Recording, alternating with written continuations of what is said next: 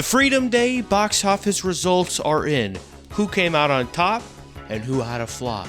The results might surprise you. Probably not, actually. Let's get into it.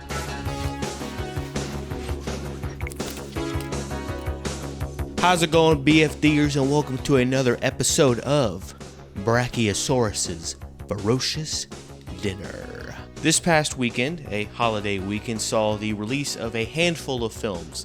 Nothing crazy except two in particular that I saw and want to talk about. Despicable Me 4 and Maxine. Critics and analysts like to predict box office numbers, and it's like a little competition. Who's going to win this weekend?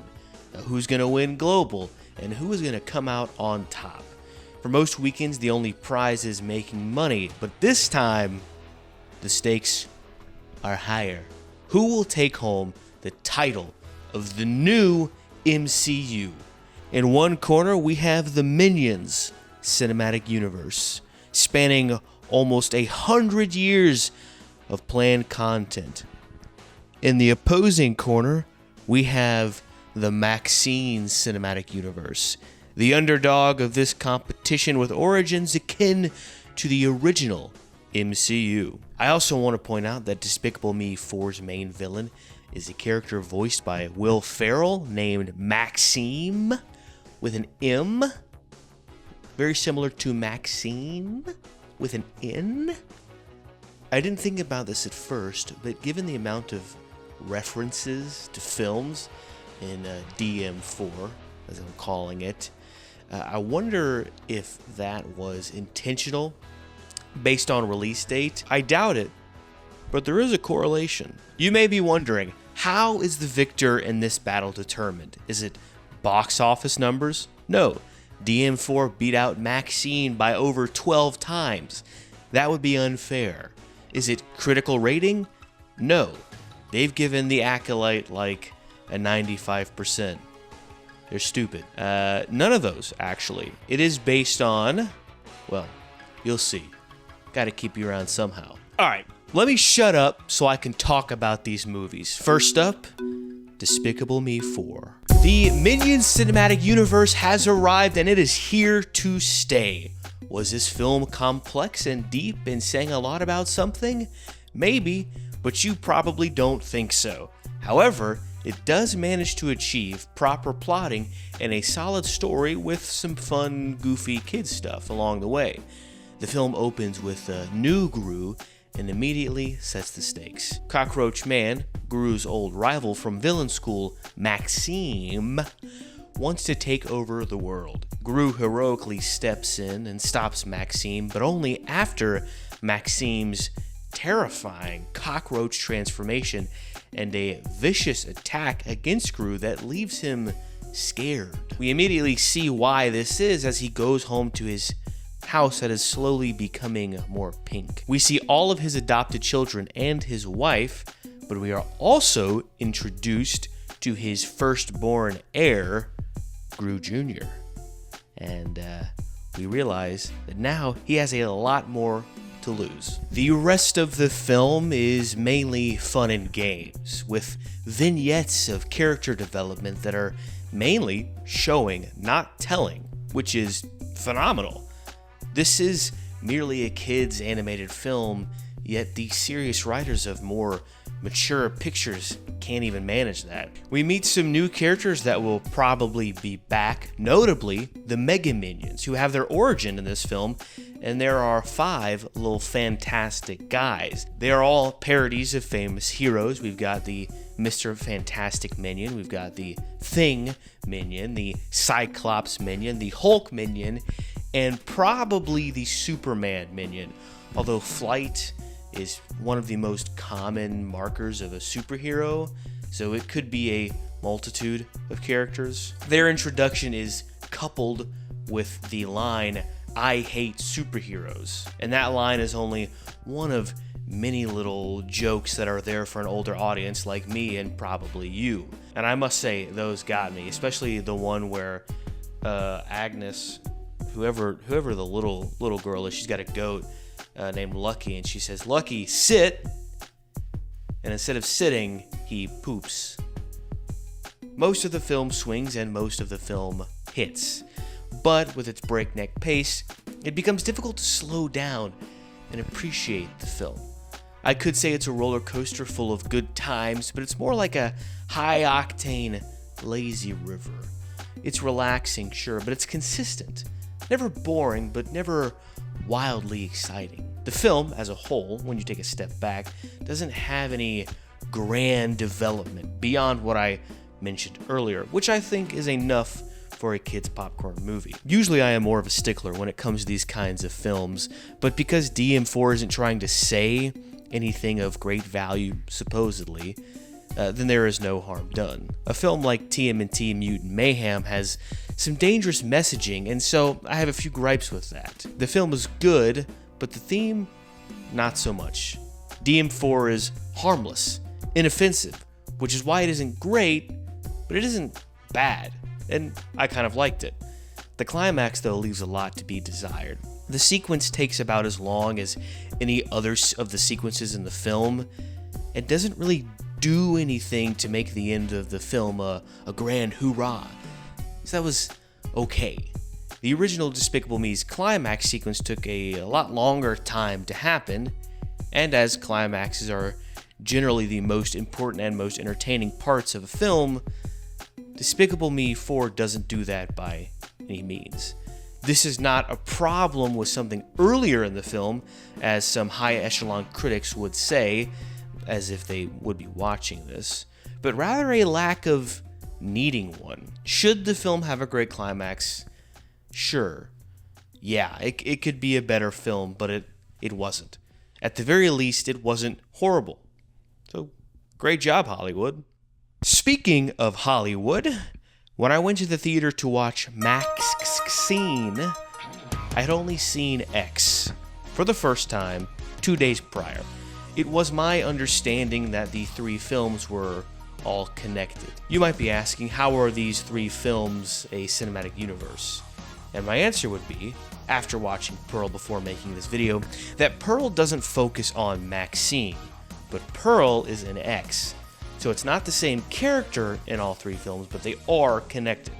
I wasn't necessarily excited about watching Maxine, but it is an artsy horror film, and I do have a film degree, so I felt it my obligation to be in touch with film culture. That, and the prospect of doing an MCU joke for a video, I thought was funny. Yeah. Thankfully, I was not disappointed. I can easily say that Maxine is my favorite film in the cinematic universe. Maxine is not bland in a lot of ways, but it is bland in probably the most important way.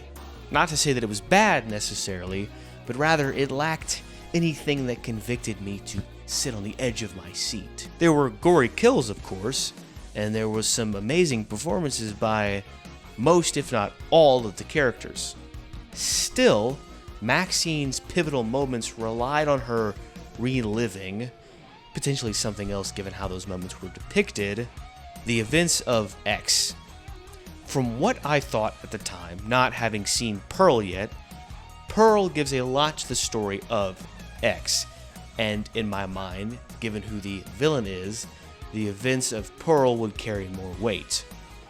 If Maxine dealing with trauma is the focus of these moments. I figured she had changed her name, like movie celebrities often do. This is clearly not the case, and as a result, I still think the flashback sequences are misplaced or even misused. There might still be something there. Maybe it's someone else viewing them, but I do think the VHS playback was more of a stylistic decision than anything else.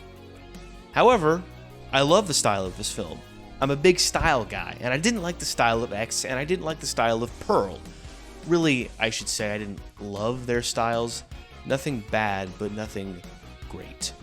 The dark nature of the cinematography with deep shadows and neon highlights left me enamored. Maybe it's because I am more familiar with the films from the 80s, but I was able to see the subgenre references, the different types of shots that gathered inspiration from cult classic horror films. the cheesy kill shots, especially the ones with the video store guy. The knife goes up, insert, pause, and stab. It's not groundbreaking, but it is classic. And as an audience, when we see that, we go, Whoop, whoop. Here I come. The opening sequence, reminiscent of X and Pearl, the huge doors and the blackness on the sides in particular, is the same framing of how the flashback tapes are presented. There are so many little things like this in the film that I thought were awesome. The gore effects, those were great. I'm not generally a fan of gore, but when it's practical and somewhat cheesy in 2024, I love it. The sound design peaked past the normal audible range for a multitude of quieter shots, specifically the fabrics.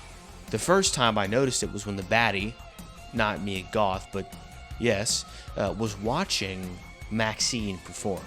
He clenched his fists, and the sound of leather moving was so present. This occurs all throughout the film. The soundtrack felt right at home, and although it was full of Mimby berries, I still had a great time. I have to talk about what this film is saying, and unfortunately it's saying like one or two things, but not in a productive way. Fame and fortune has the tendency to corrupt. Yes, after it's acquired, but also when it becomes a primary desire. All three of these movies focus on that. It's a great message. Hey guys, Hollywood is bad, especially for women. Hey guys, the desire to become famous can make people horrible. Yeah, that's true. We knew that, I think. These movies aren't presenting any new information. And if that's the case, you have to present a solution or a new talking point or something that's not information we, as a society, already know. If you watch this film trying to get some deep theme from it, I think you'll be disappointed. But if you watch it for a good time, then you'll have a good time. Ultimately, that's what I left the theater with. Maxine was enjoyable. More of an adventure with horror elements than a straight horror film, much like how the It remake was. Yes, it was scary, but more importantly, I was here for the ride. Didn't think that was going to be a movie review, did ya? Got him. Now that I've gotten my thoughts out of the way, we can determine the winner of the new MCU Championship. Sometimes we forget to give ratings on films, but if I did this go around, the video wouldn't have, like, what the whole video was about. So, here we go. Over here, we got Despicable Me 4. And over here, we've got Maxine. I'm gonna go with a 6 out of 10 on this side, because it was a pretty bare bones film. Nothing like the Shrek quadrilogy, but I did like it, which means it gets an extra point. And over here, 7 out of 10. It was nothing crazy, but at least pulled off some competent filmmaking and some creativity in there. I believe that means we have a winner. Congratulations to... I'm gonna be in trouble for this. Despicable Me 4. Please don't shoot me. Listen, BFDers. The MCU may have more artsy development, but the MCU just has more staying power, and I'd rather watch those movies than those from the MCU. I think probably the MCU is better than the MCU, but sometimes great films aren't that great. Take a look at The Godfather. That film is trash. For all of you who made it to the end of the video, thank you. Leave a comment telling me which franchise you think should take home the victory and why. Or you can just say hello. I'd love to talk to you guys about your opinions. Follow me on Letterboxd so you can see the reviews of all the movies I watch. And make sure you smash that like button. And don't forget to subscribe so you don't miss any of our captivating videos. But with all that said, I'm Jake, and I have been since last Thursday. And I'll see you in the next one. I meant to grab a banana and throw it at the screen, but I didn't. So, yeah. Bye-bye.